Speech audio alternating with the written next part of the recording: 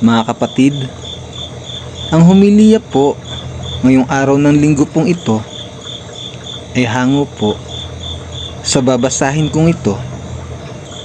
Marcos Kapitulo 12 versikulo 28b hanggang 34. Ang dalawang pinakamahalagang utos. Nakita niyang mahusay ang pagkasagot ni Jesus sa mga Saduseyo, kaya siya naman ang lumapit upang magtanong, alin po ba ang pinakamahalagang utos? Sumagot si Jesus, ito ang pinakamahalagang utos. Pakinggan mo, Israel. Ang Panginoon nating Diyos, ang tanging Panginoon. Ibigin mo ang Panginoon mong Diyos ng buong puso, buong kaluluwa, buong pag-iisip, at buong lakas. Ito naman ang pangalawa. Ibigin mo ang iyong kapwa gaya ng pag-ibig mo sa iyong sarili.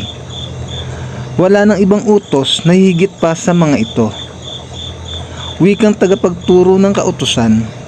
Tama po, Guro. Totoo ang sinabi ninyo.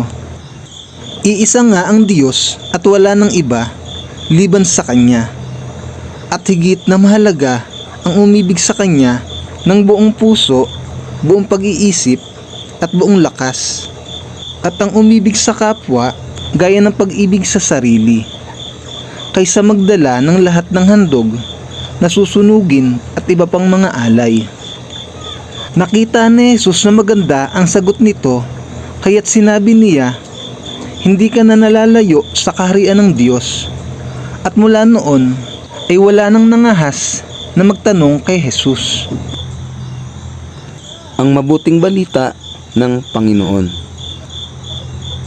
Pinupuri ka namin, Panginoong Hesukristo.